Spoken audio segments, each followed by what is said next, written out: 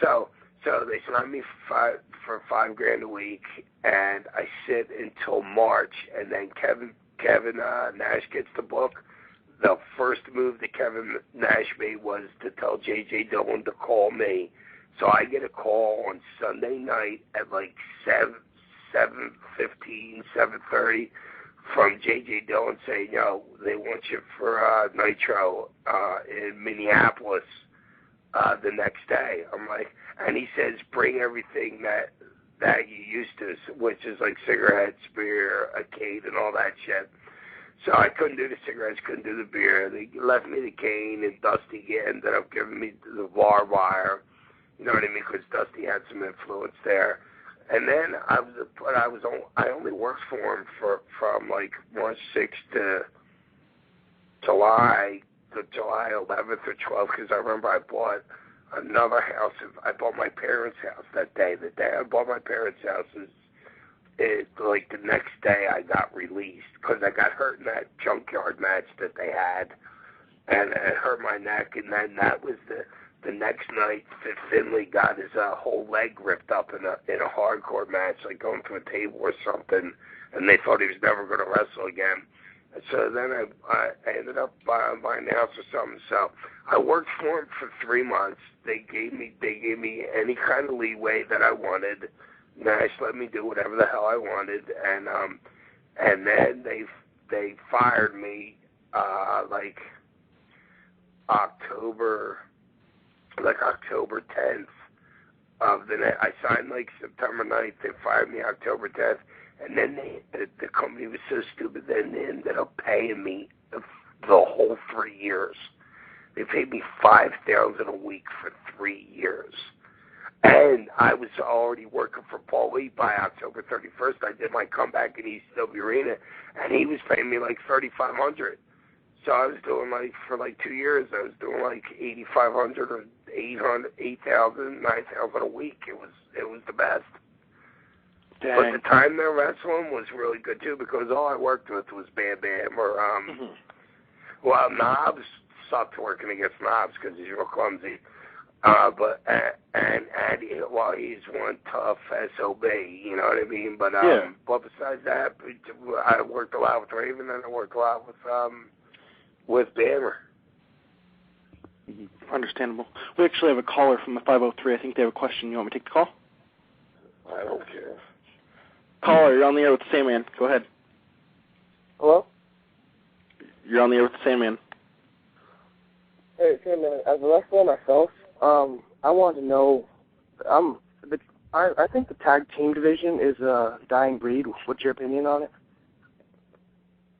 To tell the honest God's truth, I don't watch, so, but the last time I was working for WWE, yeah, tag teams are more for like, you know, like to stick like two superstars together, like for a happenstance. Like if somebody's got a feud against somebody, somebody's got a feud against somebody else, then you intertwine them and then you have a tag or something like that. But yeah, tag team is not like the way it used to be, like in like the old Atlanta days with like Arn and Ole as tag team champs.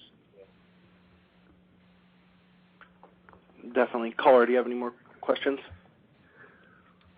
What's Corey? Is that Corey?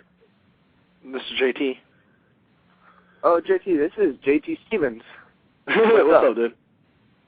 What's up? What's you guys' opinions on the Morrison and Miz storyline coming up? Honestly, I'm not watching WWE. Just like Sandman said, I don't watch it either. Yeah, I have no idea what you're saying. I don't watch WWE. It gets boring. But I think those two used to be tag partners, right? Yes. Okay, so what that tells me is if they're putting them two to fight against each other, I would say that the Miz will be out of a job in less than 3 months. Okay. Because that's what they do. When you have tag partners and then you turn one on the other, and obviously fucking Morrison's fucking way better than the Miz, so the Miz is gone. Definitely. We'd like to thank you for calling in. Okay. All right. Juicin Jobber, go ahead. All right. Okay, he just cut out. I'm going to ask you it for him. What exactly happened? Oh, wait, you there, Juicin? Yeah, I'm still here. Okay, go ahead. You cut out. Oh, I'm sorry. I actually have an interesting question, something I'm sure several are wondering and wanting to know. What exactly happened that night in Florida when you got naked? What, are you kidding me? I've been naked in, like, every town that ECW. Oh, you're talking about Pensacola. Yeah, I was at Tom Landry's restaurant doing oyster shooters with him, which is vodka and clams. Vodka and oysters. I was doing oyster shooters with Tom Landry. Me, Tom Landry, Fonzie, Guido, and maybe a couple other guys. And this was like at 12 o'clock. And then I got a gallon of vodka and drank most of that before I went to the ring. Made a total menace of myself in the back. And, just the old Sandman drunk and get naked thing. You know what I mean? Nice.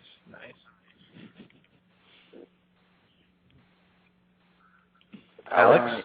Yeah, hey, Sam. We were talking, you kind of mentioned the tag teams earlier, and I have to ask you, I guess, whose idea was it for you to tag with Too Cold Scorpio?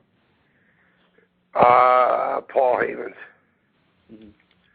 And that's great. I'm going to see Scorpio in England. I'm going to England tomorrow, so I'll get to see Scorpio Friday morning because he lives there in Florida. And actually, him and Frank Gooden are starting an indie promotion right there in Celebration, right next to Disney. Mm-hmm. And I'll get to spend some time with Scorp, but you got to think about it. And in retrospect, I didn't know it then, but in retrospect, you had the Public Enemy leaving, you had all these guys like Stone Cold coming and going, Cactus coming and going. It was like Paulie was putting all his eggs in one basket when it was Two Gold and me, because I had the tag titles and the heavyweight title, and he had the TV title and the tag title. So we had all the titles in between both of us, which never had happened in ECW. So, and we were like the most over. You know what I mean? So it's kind of like, I don't know, it's kind of like dancing. It's like Dancing with the Stars. And you use your certain people for certain things, and you get your people that are the most over, you put them in the opportune situation, and that's what he did.